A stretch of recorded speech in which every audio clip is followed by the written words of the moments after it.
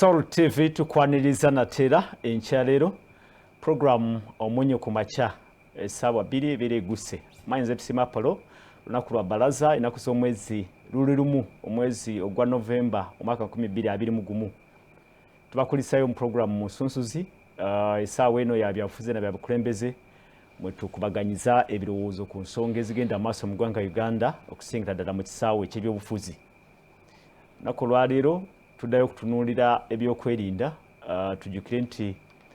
wiki ebbiri eziise zona tubadde n'okusomoozebwa okwa ebyokwerinda ate bifunyemu ekizibu oluvannyuma lwa bbomu ez'enjawulo okutulikira mu kibuga Kampala n'ebitundu ebitwetoolodde. Ensonga eno ekiriwo kati kyekya ab'ebyokwerinda okuvaayo okukubiriza bannayuganda babeere bulindaala n'okubeera vigilant okwekengera oba oliawo ekisobola otuviirako obuzibu obw'ekika bw'ekityo. Era mu mbeera y'emu tukimanyi bulungi nti obutujju si gwe mulundi ogusoose abatujju otukuba si gwe mulundi ogusoose ate tutusolaga nti gwe mulundi ogusembayo. Ekiriwo kati kwe kwetegereza ensonga yennyini eviirako ebikolwa eby'ekikula bwe kiti tugisalira amagezi ate n'abantu nabo babeere nga bamanyi ekyokukola mu kiseera ekituufu kyennyini. Kyovola aneegatiddwako abagenyi bange olunaku olwaleero Honorable Frank Kabuye ye mubaka wa Parliament owa Kasanda South mu Parliament y'omulundi ogw'e11. Sebo nsanyusa okulaba buuza kuba tulaba ku Soul TV. Nenze nnyo mukadde waffe moderator mukulu Apollo okutukyaza ate naffe ku Soul TV omunnyo kubanga nzikirize essaawa eno abantu b'e Kasanda batumbudde abantu b'Omutyana bataddeko n'eggwanga lyonna Uganda. Erinnya nze Kabuye Frank omubaka akiikirira Kasanda y'Amaserengeta era shadow minister ku nsonga z'abavubuka wamu n'abaana mu ggwanga lyaffe Uganda. Mukyo nange kansooke entuuse eddoboozi ery'okusaasira eri abantu baffe abafiiriddwako abantu baabwe mu bikolwa bino eby'obulumbaganyi bibadde bikolebwa abantu bannakyegwanyizi era bannakyemalira abadde bagezaako okuba oliawo okuteekawo embeera naye ng'ate batwala obulamu bwa munnayuganda kubanga ffe tukkiriza tuli abantu ab'eddembe era tutambuza eddembe buli wamu era tetuwagira oba tetuvugiriza bikolwa byetanira oba bibeeramu kujjawo obulamu bwa muntu oba kutuusa obulumi ku bulamu bw'omuntu yenna. Era tusaasira nnyo famire ezo n'abali mu malwaliro tusaba Mukama ajjanjabe ate naffe abali eyo ffenna nga bannayuganda tubuvunaanyizibwa bwaffe okulanga bino tebitutuukako ate nga twerwanako ffenna nga tukwatagana n'ebitongole bikuuma ddembe ng'ate twongera okwesabira kubanga tukimanyi mu bitundu ebimu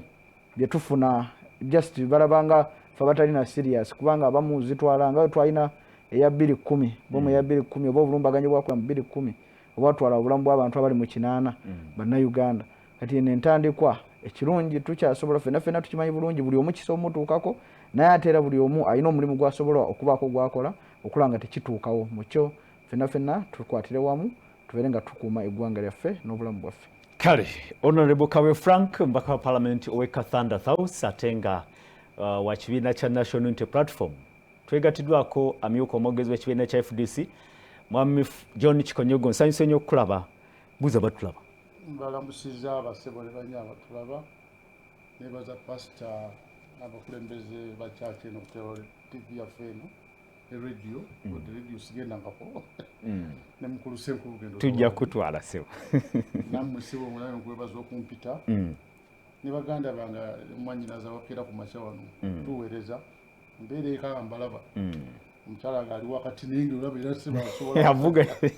asobola bulungi nnyo ateekawo embeera ennungi Bannayuganda bonna mbalamusiza tusaasira bonna abafiiriddwa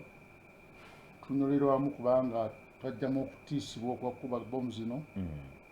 wadde batekubye muganda oba kine kiteekawo embeera etiisa obulamu n'oba nga tukyatambula na mirembe nga wabadde tusaba Katonda era nga bulijjo batwagala Bannayuganda atubonyeza bingi binagenda bituwonya naye ate ekikulu tulina okwongera okusaba esaala enzito nga tugamba oli oluyimba ate luyimba nti wegendereze byokola lwesikatos olukaddeko ndiye bwegende kyosimba kyolindirira okungula kyosiga kyokungula. Yes. Kakati bale bonna abasiga mu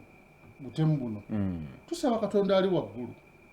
abaleko nti alina amaanyi kale nabo abalage tasobola okukwata ku bantu baabwe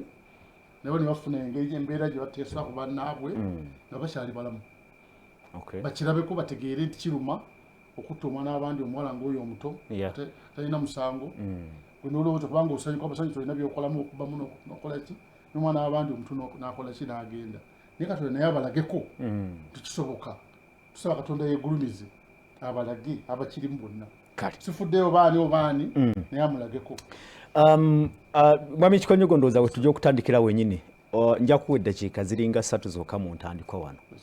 Ekibuuzo kye tugezaako okwanukula kikya obutujju bubaddewo ebbanga lyonna tubadde tuyita mu butujju ojjukira ebyaliwo mu 1999 paka wona 2 n'okutuukira ddala 2010 wonna ne bize nga bibeerawo abantu okukubibwa amasasi bonna abafudde mu mbeera eyo nze byonna mbirabanga obutujju okutwaliza awamu. Abatujju batwagaza ki Bwana Kikonyogo kuba omukulembeze w'eggwanga kyayogedde mu presidential address eya weekend ewedde His Excellency yagambye nti abantu bano ba mulya byengedde yabadde ayogera ku ba parasites ne ba wealth creators nti tulina abantu abamu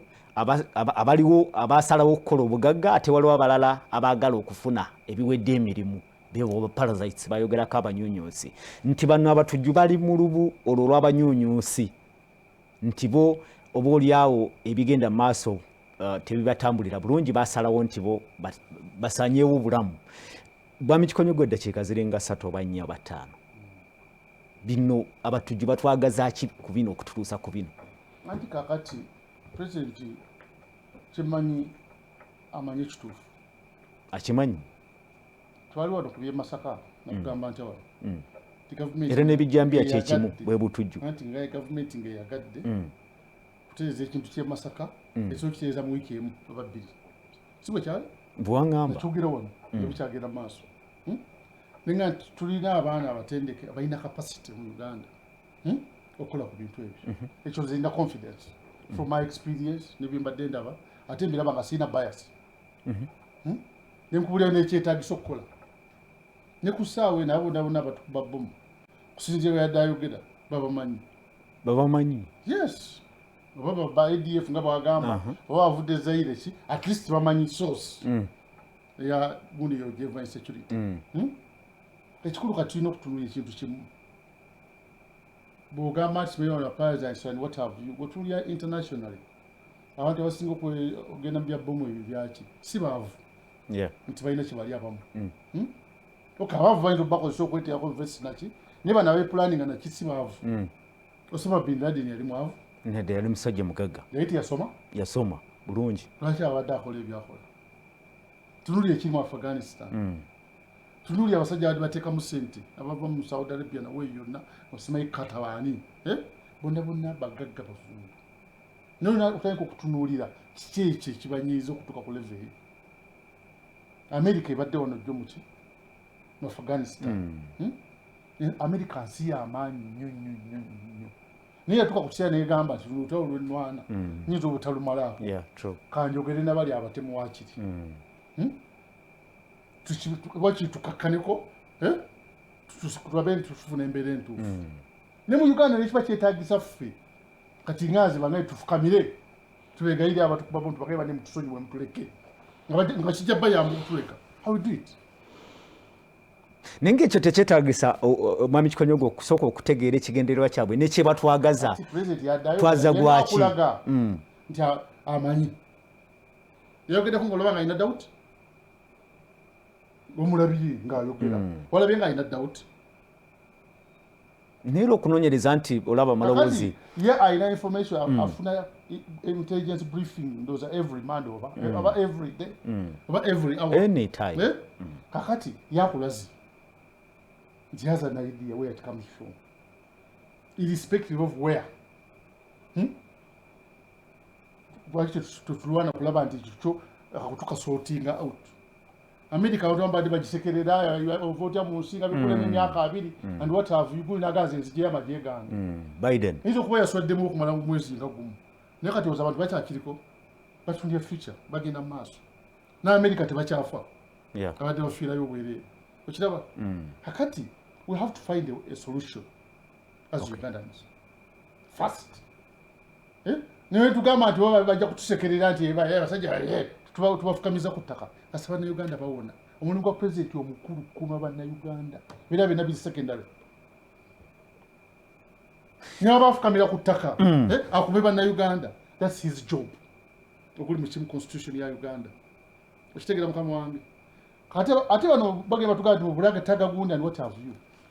abakubabi boma and what have you batugamba bulina kubaga abataka wesabe bamu batale gundi bamu kizina tulina tulemeddwa something kitagala kwogera up to now yatachikulu nataka wese nataka ono mchala Kagezi akati badde bakubye Katumba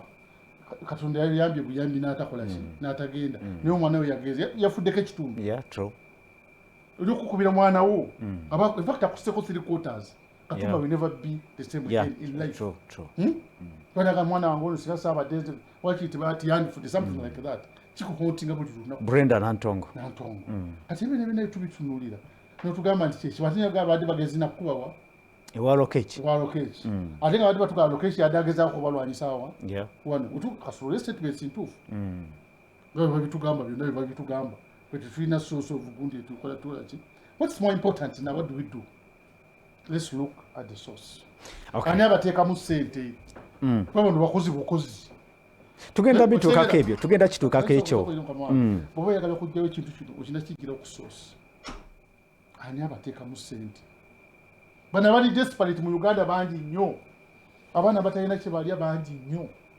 nasi niwunya n'okwewunya president mwenti technically yatugadde emyezi emirala 2 abantu bagitengete okusaaga okutuukira ddala January kati tumuwa months mutadde mu lockdown abantu bagala amaduuka ssaawa 11 abaana ba bodaboda balaba sente esinga obungi batukola between ssaawa ndooza satu ezekiro abantu nga badduka okudda ewaka abantu kutambula ati bonna tebakyakola it's locked up lwaki oleeta ekyo eky'abantu kati abamu bali desperate bayita obakozesa bino babakozesa oleza okubuuza abuzomanti twala kavesti kane Masaka ojja kaweereza gundi ne gundi natuka mu kkubo n'akadestination ono yennyini akamuwadde akatwale ye nga alina kyago kati ono omusajja afe n'afa ne mulowooza suicide bomba kumbi bamukwasiza kintu akitwale nemamubira mu kkubo ekiraba so bwana Kikonyogo mu statement emyuka kati okukubwa oba okutukolako obulumbaganyi golabanga kiva kuki I can't know nekikulu tuwa intelligence sente nze nakugamba nga tuli kutebe eno gavumenti ya Uganda oba eyagala okutereera tuteeka sente mu masasi tuteeka sente mu tanka naki teeka sente mu intelligence very first class you don't need the bullet olina good intelligence you don't buli kintu kyonna kikubanga tekinakutandika naye mu Uganda intelligence tugitwalanga gundi bamukyusizaale gundi nemamujjawulane gundi bamujjawo kitegeera balese gundi omukambwe ennyo ate oyo n'avawo wadde wali cool headed intelligence yeetaaga muntu mukambwe intelligence yeetaaga omuntu omugezi alowooza ng'asobola okutunulira ekintu fairly nga ne bamuleetera nti gundi ono abadde agenda kukuba essasi ng'asobola kulowooza trace aleeteddamu oli ayagala ki okitegeera we saw that intelligence kugamba ko wano nga ndikutebwa I used to see those people about intelligence when 86 or nachi they're not too ready, they were not even too trained ninga bakola intelligence abajimu abasokola intelligence yali chief wa iso ndoze DGIS Director General Intelligence and Security otafira asobola okukola intelligence nze bamenshonera kumpe Muhozi David he can do very good intelligence a very cool headed gentleman yes very cool headed abo nabone lwaki bitu bino bibalema bido kwati binabalema nika akati fete twagala bana Uganda twagala mirembe ja free we don't want any nonsense kutunyumiza mbozi bino tateruli badi bagenda kubana mu musanvu fine that's your work wama alemesizana musanvu bada ifizinze bombu za na musanvu kati fe kusawa eno tundulia necho bakubisawa meka abanga zade sawa 3 ezekiro tulina kafyu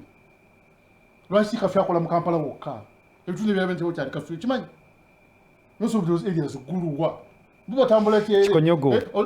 akadde ko batade ko na wanu wamma badinga batade from state of emergency mutuchawa okusigala mu lockdown tusigale mu lockdown ne Uganda nanga bajugula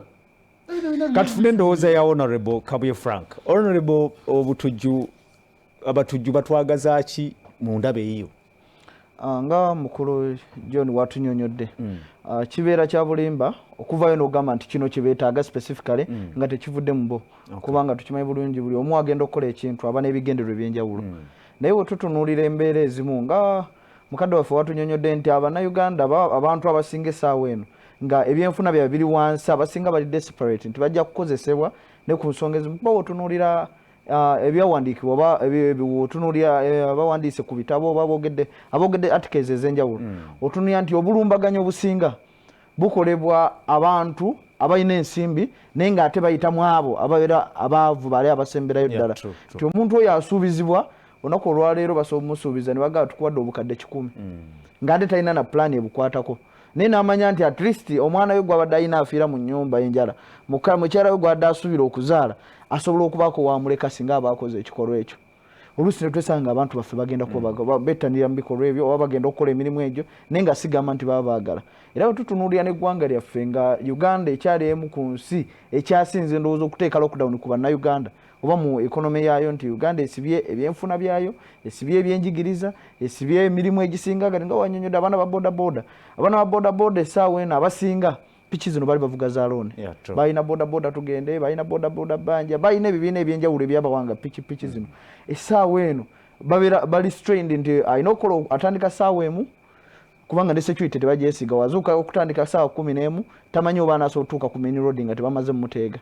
kitegeeza alina tandika ssaawa emu n'akoma ssaawa 11 essaawa ezo agenda okwetegereza nga takyalina busobozi buzzaawo nsimbi ziri abamu oluusi ne bavaamu olwaba tubadde tulaba ebikolwa bibadde bikolebwa n'olaba nti bakoze kino olaba engeri gyadde beekyaye ogwo byonna bibeerawo lwa nsonga nti balina embeera nabo banyigiriza mu mitima gyabwe eyeetaaga okuzuukira nga gavumenti okuvaayo okubaako kyekola okulaba nga eddamu n'eteggwanga kubanga tutunuulira bannaffe mu Kenya baguddewo olw'ensonga nti oba oliawo bo baateeka essirawo we lyali lirina okubeera bwe tutunuulira ensonga ezimu lwaki ebikolwa nga bino bibeerawo tulina gye tuyita globalization okufuula ensi ekyalo ekimu nti nze wembeera wano eno nsobola omanya ekiri Afghanistan era omuntu ali wano eno asobola osoma n'amanya nti eno bomu yakolebwa wete abantu baffe baagala okuzuula baagala okumanya tujja kwesanga ng'oli atandika ekintu gezo nga bano banyonyola nti twalaba akantu kalinga eccupa kali mu kaveera ka bbulaaka ne bagamba no naye ng'oli yakyekolyanga ye ng'alina kyazuula ne kibaako kye kikola ate era tulina ekibuuzo ekyokwebuuza nti nga ffe bannayuganda oba nga gavumenti kikyekoze bwe tuba nga twafuna okulabulwa kubanga amawanga gavayo ne galabula eggwanga Uganda bagamba essaawa yonna tusuubira obulumbaganyo bugenda okukolebwa mu kitundu kyammwe oba mu ggwanga lyammwe era ne galabula bannansi baago America yavaayo France yavaayo Spain bonna ne balabula abantu baabwe ne bagamba mwegendereze ebifo bye mubeeramu mwegendereze tusuubira obulumbaganyi mu mwezi guno oba mu bbanga etali lyawala nnyo nga gavumenti yali ino situkirawo wojja n'ombuulira nti gundi oyo mwekengedde alina ekintu kyalina oba kyagenda okukola obanga noga tusuubira wo wagenda beerawo obulumbaganyi otegedde otya nnyo okugyewo nenkwebuuza muganda wange oba mukwano gwange wakoze otya kino wakitegedde otya mu nkola eya Seruganda kuba amawanga gakwatagana ne tumanya nti kati tulina sources zetwafunye gikwatagana wano naffe ne twongera okuba nga twekuuma ne twesanga nti amazima ebikolwa bino ebikolebwa ng'ekyakolebwa nga 23 ekyatandikira ddala okulaga obulumbaganyi mu kaseera kano bikolebwa mu bifo bye tutasuubira nti bibadde bikola ne wano mu ggwanga lyaffe Uganda ku ssaawa 4 ez'ekiro ssaawa 3 okulya nti bomu ekubye mu bbaala oba wabaddewo ne pork join naye ng'ate tumanyi bulungi nnyo ffe waneeno oluwera ssaawa emu olaba abantu mu byalo nga baggalawo amabbaala gaabwe baggalawo emirimu gyabwe balaba nga ddala balina okutuukiriza ekiragiro ekyabateekebwako kumba ate waliyo ebifo ebyabanene kubanga abamu ku banene badde waliwo omunene omu yapostinga ku Twitter nga bomu eyo yakamala okkuba n'agamba I used to be in that place. That is my place. Really?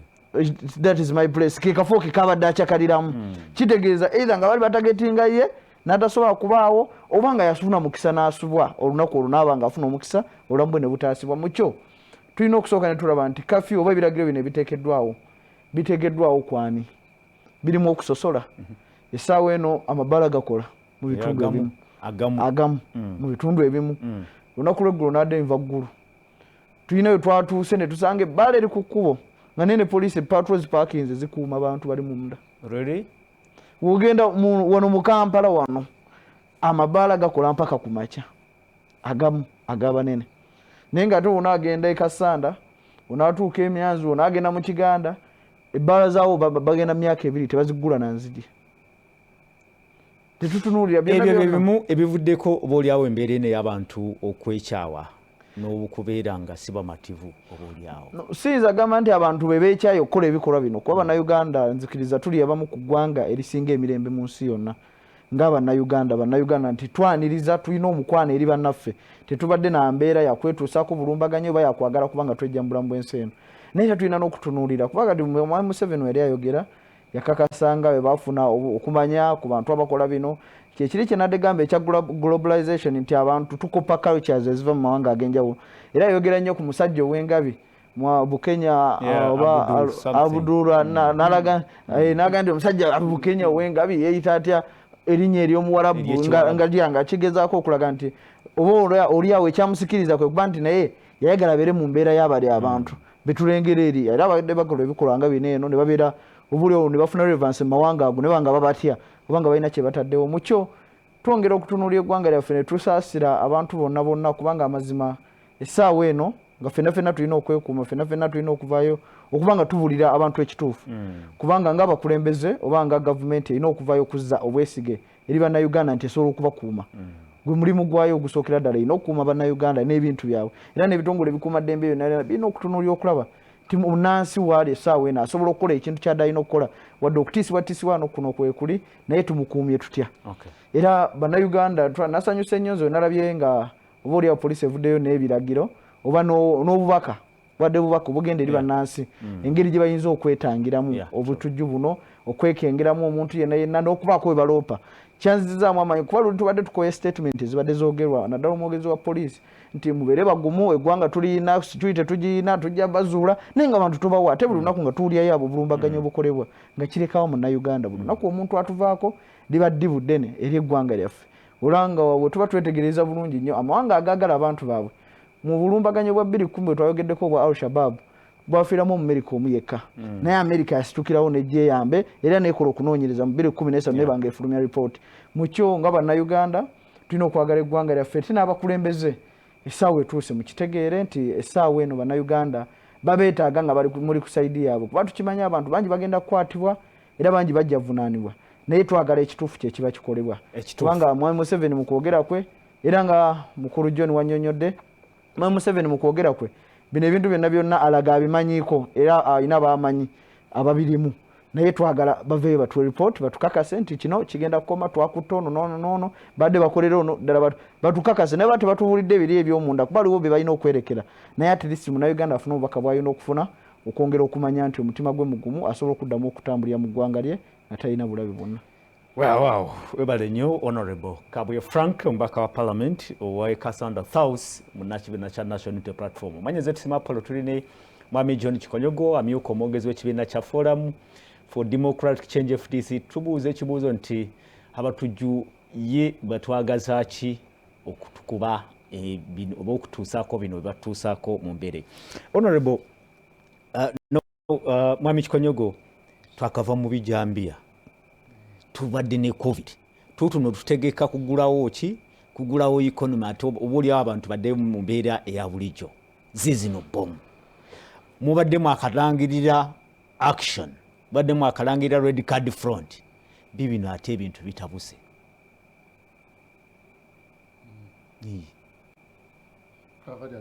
ekintu kino badde bakyetolooza ku nsonga y'ebyobufuzi ojjukira bulungi ekyebijambiya mwamaliriza nga mugaa nti ekyo kyabyabufuzi babana ba ADF ensonga yaabwe tetugitegeera naye gwoga nti tusobola n'obafukamirira naye onoofukamirira omuntu gwotamanyi na kigendererwa kye nekyasaba tetukimanyi nekye tumanyi nti bo kye bakugezaako ye calfet gye bagezaako okuzimba wano mu Central Africa, Central and Eastern Africa okuteekawo amateeka gaabwe aga sharia law oba oliawo byetubamanyiiko oba oliawo omanyi olumu nagambako nawange oba twasitula amagye nitugatwala mu senta y'obutujju naki mu Somalia tulema tutya okutereeza awaka kati tolina omanyi takunkonvinsinga mu nsi nti Uganda tusobola okulemererwa okwandulenga ekintu kino kutuba twagadde okubisitopinga ekitegeeza gavumenti teyagala awo ojja gibuuza kubanga simanyi lwaki kiri bwe kityo kubanga omuntu asobola okugenda e Somalia bomu zibali bakuba mu Somalia Al-Shabaab tuyina engeri gye twamulinnyako ate bagamba nti bakwatagana mu nabana era egundi yemu n'ofufugaza abasajja watalina wammwe ne intelligence nzibu okufuna kubanga eri buli bantu basatu tomanyi mutuufu n'atali mutuufu okiraba mukama wange naye twanso kitereeza e Somalia netugenda nesomera bano bagundi waliwo abali mu Central African Republic awo nabo baali bazibu nnyo kutera ne tubafugaza President Museveni talina kyayinza kuŋŋamba nze kikonyogo John ng'omuntu this is not a disposition simanyi gitusobola okulemererwa ekintu kino nga twagadde okitereeza tulowooza bwotyo bwami kikonyogo bakuba Kenya embassy yaabwe ne bazikuba eza America Kenya ya Uganda yawona lwaki because you had some good intelligence officers who can do their work bakuba Kenya bakuba emirundi egiwera supermarkets meka bazikubye nalwati avuyo futakafuna za incident kumpi eri meja aliemu ya 2010 yes eriwa bakuba emirundi mingi why we have the boys maybe they're not well paid nabone bali relaxing maybe they're not well paid tulina okutunulira simple things tubere mu basic tetulowooza nnyo bino biri eposetic ebiri waggulu eri mu mbire tulowooze bino ebiri simple waliwo twasomanga ffe batugamba solve this number from the first principles tokosa formulas nene zebakuwa nekisolve from the first principles this thing can be solved from the first ereba ne solution imwe ya first principle yes twetagenda mu bino biri complicated munakulamize formula eveno netuuka eri solving from the first principles newuunya kikonyogo engeri gy'otunulira ensonga eno n'ogitunulira ng'enyangu anti kakati naye nga tubadde n'obutujja emyaka gino gyonna nga okuva Kigungu bani bonna bakikaweesi those are cases ezokuba amasasa and assassinations and bona ekyogerwa ba ADF kyekyogerwa anti kati bo bamanyi source tekugambye oba tulina capacity ekwata yali akulya ADF nabeera nga limukomera ali affe don't tell me any other nonsense my friend I'm at the topmost nga tulina mukomera anoga tetulina capacity this is a confirmatory somehow tulina confirmatory test noga liquid noga kati no ali kala ino ba acid nokwata kati timasimu noteeka red kati fo tugirina timasimu twagikola omusajja yali akulya ADF tumulina lwaki yalemererwa okubawa information maybe bagifuna where they are using it maybe badde bagikozesa twalire twakubadde emirioni nga 10 maybe okiraba mukama wange omuntu alina capacity okukwata head wa ADF n'amuleeta mu Uganda don't joke Mwami Kikonyogo obanga alowoozesa ensi nti abantu bano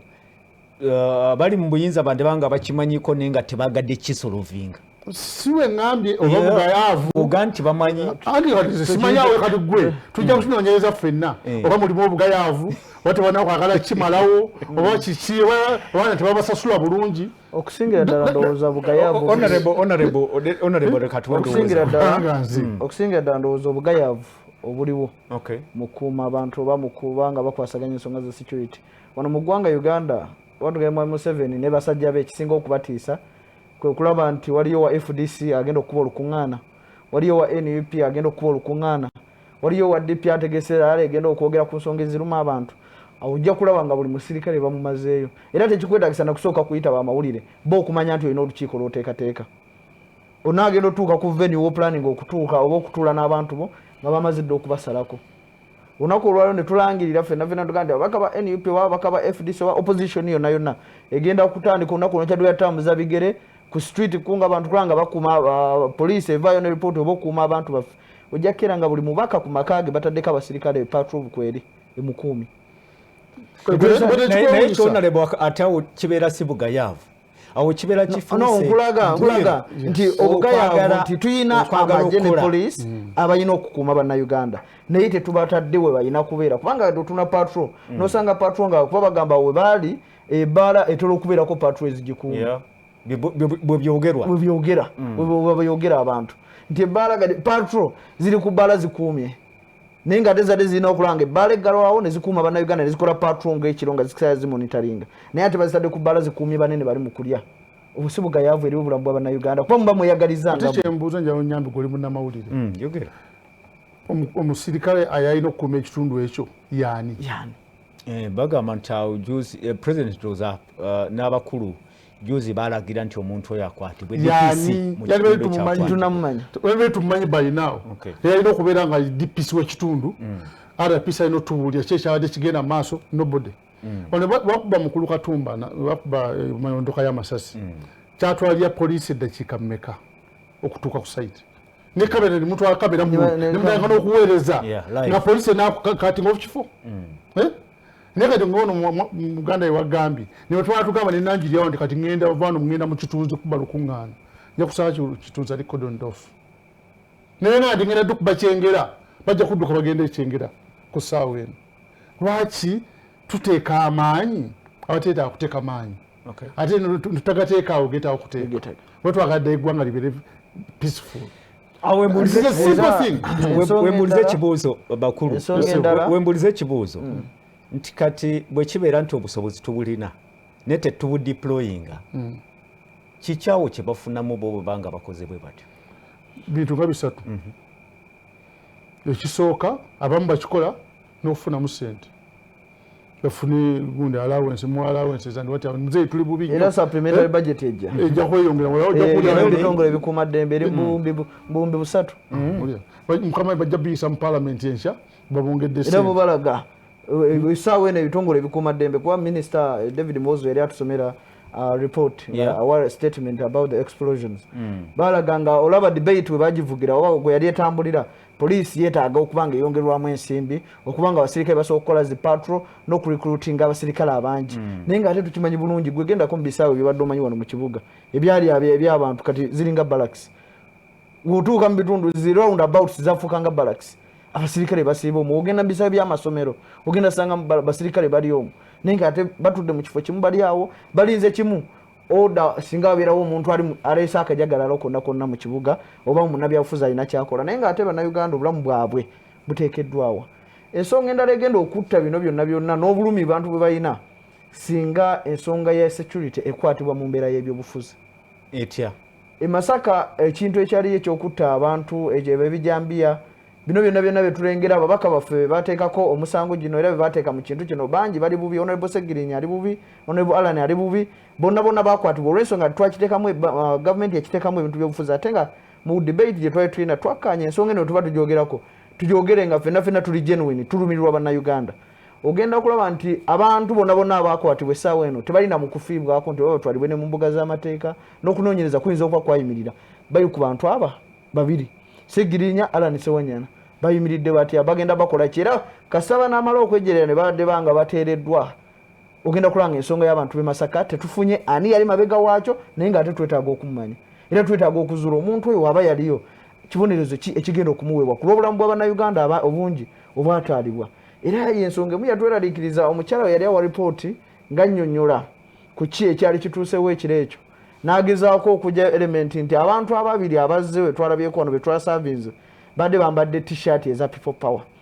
ekintu ekyo kirina message nyingi kyali kisindika nti essaawa eno basobola okugamba ne batunula butunuzi naye bagenda bugenzi ku kamera kubanga tukkiriza abantu bangi abambala t-shirt za people power buli lunaku tugambe kale nange kolo gye nali nyambadde naye nga natambula awo nempitako mu kitundu ekyo nengenda ewange ne bansanga nange ndi mu t-shirt ya people power kitegeeza nze kennyini nze ngisooka ba victim kitegeeza mu kunoonyereza kwonna abantu bano bagenda noonya omuntu alina t-shirt ya people power egenda beera nakyo kifuuse kizibiti oba kusanga t-shirt ya people power basobola okuyingiza munda ne bakuteekako bino ebisango naye nga tetukimanyi bulungi era bino ebitongole bikuuma ddembe birina engoye zaffe tetunakyerabira balumba ekitebe ekamwokya ne babbayo t-shirt zonna ezaaliyo eza people power ne babbayo overalls za people power n'enkofiira za people power mulinamu okutya nti ekintu kino kyandifuulibwa ekyebyobufuzi kyandiyingisibwamu ebyobufuzi ate wekiyingiramu ebyobufuzi kigenda kuba kikomyawo kubanga ojja kulaba era nga bakutte be bakutte ne babakutte bakansala oba bakutte babaka oba bakuttaane oba kyamaani oba andi yenna gwe banaaba bakutte mu kibiina kyonna kyanaavaamu era emboozi yonna etambulye ku muntu oyo mpaka ffe tuve ku ekyo tubeere nga tulwanirira muntu waffe oba nga tutambulira ku ekyo era omuntu oyo bali mutuwa olabenga tewaze mu kugamba nti bali mu kunoonyereza okuzuula ekituufu abo abantu abali bakola ekyo bwobanga teyali mubaka wa parliament nga tugambe ba honorable Segirinyo ani yali akikola ani yali akiduumira ani yakiri emabega kuba tekisobola kubanga ekyo kyali awo jasinga abantu bekyawo bwekyayi waliyo okubanga oli yali akiri emabega. Okay. Mwami Kikonyogo, ensonga y'okuyingiza ebyobufuzi mu byokwerinda ebaddewo obadde ogiranga ebadde ng'ebeerawo ate ekisoboka okubanga neno nga wonale bwagamba yandifuulibwa ebyobufuzi chansi nene naye nga we nagambye tiwegendereza ekyokola kyosimba olunaku olumu ojja kikungula kati omuntu wabeera innocent katugenze oba muganda wange ng'ono n'otandika omuto kyalinga nti alina kyakoze kikyamu olumu yeekyawa ate abadde omulala n'omutima omulungi neguhadeninga n'afuuka ekirala abaana abamu abafuuka bagundi abo abateesa abeeteeko ne gundi abasinga baba beetamiddwa ensi totuusanga muntu ku levo yakwetamu naga nti oba tufuna tugwewo tomutuusanga ku levo eyo in life nekabeera kaana akato nokakuba omukazi ogandi kakuluma wakiri baga kati kakapusikati kikanafunyo kadduka emisinde naye katayize mu kkoona nga tekakyalina we kadda kajja kufuwa kiri amaaso kagati kanfe n'amaaso ge kati totuusa ate bannayuganda mu levo eyo kati n'obwavu we buli bungi ebino byonna kati bandibadde balowoozaako okukola baleka aba intelligence bakole guli ogwabwe bano abali politika bali mu politics gavumenti yaabwe balowooze ku kintu ekitereeza eggwanga abantu economy ezeewo etya abantu ogundi ono yabateeka wala nnyo abasinga obuyita bagenda kudda covid abatadde wala nnyo ebyo nabayita birowoozaako bw'otabirowoozaako kaakati maaso bijja kufuukira ekirala recruiting ground y'abana abantu abakyamu ejja kweyongera okugaziwa abantu bali desperate ngoga nti egenda osanyewo ogundi ngeno tv najja kugisaanyaawo nga tegirinaako naga nti wepasita amumanyi n'omumanya naye kuba bamuwadde sente gyagisaanyeewo abo nabo noyina obbeewala kati. That's the work of the politician they should do. President ne banne but aba intelligence babaleke bakole buno obwabwe. This is not very difficult thing. Mwami Kikonyogo bw'omwogeranga bw'omwogedde wano nti kati esaawa eno yennyini eyakanyamberege wandirabanga ate batandise okuleeta supplementary budget biki okwagala okufuna ensimbi namwe mubeera temuyingizaamu byabufuzi kuba kati ensimbi oba oliawo bwekibanga kituufu nga batukubye wateekwa kubeerawo ensimbi oba ebikolebwawo strategies ezibeera funded okulabika nga ekintu ate ekikulu kiriwo kyesinga obubi singa bazisaba ne bannaye bano abawansi nabo ne babawaako ne balyako kya ne badde naye osanga bano abawansi embeera yaabwe nga tekyuse kubeera kulya oba kubeera kukola ati n'oba okozi olina akusasula oba olidde naye kati otulale mu covid tulya kudekiza mu covid waliwo alawensi gye bawanga abasirikale abaatambulanga baagifuna bonna ono MP ajja tubuulira bakola investigation baagifuna tezagenda waggulu eri abamu tebazimba olaba n'omusawo bano abasawo b'ebyalo waliyo era abatafuna zaabwe akati omuntu mwe gwe tasobola kukozesegana ssente newo n'omuwa supplementary yenkana n'omuga nti hafu ya budget ya Uganda tugikuwadde tugiteeke mu defense ejja kgenda mu 1% y'abantu abali waggulu ekyenda mu omwenda bano bajja kufuna 1% ya sente ezo era tebajja kufuna embeera eyo tejja kukyuka kati ate ngeno ganti wakiye mukama nga afunye milioni 2 amulaba wali azitutte yafunye 0 omusuubira okugenda riskinga obulamu bwe agende ekomamboga ye bamutte ng'afiirya asingi mutwalo gumu ng'ono atutte milioni 2 afiirya allowance wa night patrol byebimu oliawo ebireesebwa embeera eyo n'okunafuwamu intelligence ne security. Edda nze nalabanga jimu oyo I give him as an example. Bana balabanga bakajja wano. Nga n'omwana waba ogenda mu Seraton okulaba gwalina okuketanga ono MP gyali mu Seraton. Nga mugulye suuti esinga nene ebbeeyi. Ate nga agimulekera n'agenda n'atula mu Seraton n'ajyawo n'amuwadde sente zaalya neza n'afisaako. Kati zanalya wali ayinza okubamba yamuwadde za kyamisana kya mitwalo 5. Ye n'anywayo soda. Naye aleke nti afiitinga mugundi. Kati at least ng'olaba sente zitulingako down. Era bana mirembe gye balinga basanyufu nnyo. I used to see them personally. Naye kati ennaku zino abaana bonna bali mu intelligence, how many of them are happy? Kikonyogo kizizaayo mu security nti naba ne mu security mwenyini mandiba mu discontent obutali mu mativu yiriddeko you don't need to be a moderator it is something omanyi baganda bafa ba security obo yagala okumanya kiche bayitamu gendo yogereko one on one nabo nga toyina kamera ngogenze mu mbeera ya buntu wa bulijjo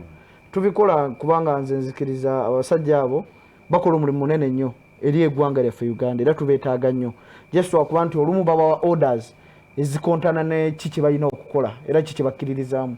abaami abo woyogera nabo bakunyonyola obulimu bwe bayitamu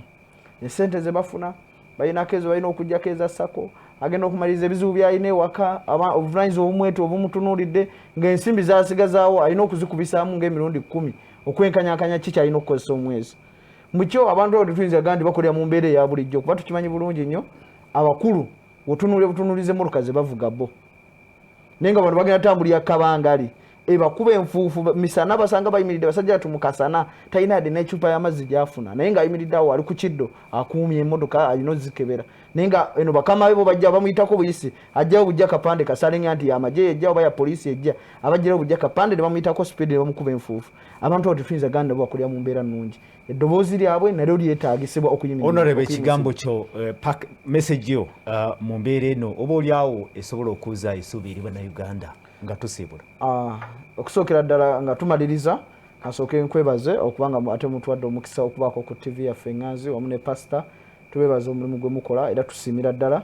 n'okwebaza mukadde wange mukulu John nzikiriza olubaka bwatuwadde bulungi nnyo era bulina kinene nnyo kye bukoze eri abantu abadde batugoberera abantu b'e Kasanda nkimanyi kwe muli mbebaza nnyo mwenna mwebale nnyo muganda waffe Enoka Eruswa kimanyi kwe muri mutumbudde Brian akwali atumbudde emyanzi baganda waffe bakule bashafiki wetutuna muganda waffe Kato ekiswera ne Manyoga Seka team mwena mutumbudde mpozi ko nga maliriza kano ko kawukanako ku bya security nebimu ku bitusomooza abantu be Manyoga Seka tumanye ekizibu ekiriyo ekyettaka twalabye omusajja yazze agezaako okwerimbika mu kwanti yawereddwa contract yokubanga akisima ebyomugagga ebyomutaka naye eno week tugenda kujja okubanga tubakyalirako okumanya okuba olukiiko olw'eggombolola yonna olugenda okubanga lutuusa ku kiki tugenda okuzaako okulanga tulwanyisa ababbi bano era abayirimbika okuba nti ba investor aba baza okusima ebyobugagga ebyomutaka mbasaba tukolere wamu nebaza nnyo ttiimu zaffe mwenna gye muli tubakkiririzamu bannakibiina kya National Unity Platform mbagala nnyo ne bannaffe mwenna abaluubirirwa enkyukakyuka mu ggwanga Uganda tubenyumirizaamu era president waffe His Excellency Robert Kyagulanyi Ssentamu waali nnyo okuweereza n'okuyimira ku ddoboozi ly'omuntu wa bulijjo okulanga Uganda efuna obukulembeze obutuufu ku lwa Katonda n'ensi yange Ssaabasajja Kabaka Wangala amen kyensembyayo kikwata ku covid katono gavumenti etugamba nti abantu baganya okwegemesa naye kakati ku ssaawa eno bw'ogenda mu bitundu ebimu wandibadde bati eddagala eryokugema teririiwo nti mutani wawe yadde alina okufuna second dose ne mu lagirya mu malwaliro gano amanene normally nga manyi nti gajja kuba neki ne vaccines tebalina naye ngeno ku radio batugamba ki balina it's a fact ekwanga mayo omusana nawe okimanyi bulowooza secondly batugamba baleeta Johnson and Johnson abo batugamba bagala mutwala mu bitundu ebirala covid asinga obungi ali mu Kampala nani ne Wakiso mubeera okukola omulimu amangu kuva Kampala agandi kusaasana mu bitundu ebirala leeta Johnson and Johnson mu Kampala quickly bamugeme kamu bannakampala bonna baggweeyo ne covid yaligeze mu bitundu ebyo bati ebirala nga muganda engono nga mujje Kampala namutwale Kasanda tujja kuba tumuwonye okugenda mu bitundu ebyo kyensaba gavumenti eme kutulimba nti vaccines ziganya okuggwawo nga teziriiwo they are not there. Nebele bakuma Johnson bamute balinze kubawa ne president nyine abakyasuba yani badda ayongeza yo kafiwa kinamutusa ku sawa 3 ezekiro mu myezi gine ebiri toyiza kutuga myezi ebiri mirala atwe tukaba aliko Soul TV program omunyo kumacha ekyagenderera maaso tugenda mu kitundu eky'ebyemizanyo ne Jeffrey Mugerwa sawa yaffe ebyobuzi ne bebukulembeze wano wejjo koma tetukomeo lunako lwencha ensonga tuzogedde muziwulidde naye ng'ekyokukola kati kwefaako security tandika nawe tandika nange kakasa nti abakuliranye lazima temuli mutujju oba ebintu ebikuliranye tebikuviireko ate embeera ey'obutujju mubeere bulungi tekwa kwebaza abagenyi bange Honorable Kabuyo Frank embaka wa Parliament owe Kasanda South songa ate munakibiina kya NUP Honorable John Kikonyogo mwogezi era mumyuka w'omwogezi w'ekibiina ekya Forum for Democratic FDC tubagaliza olunaku olungi musibe bulungi. Mwera.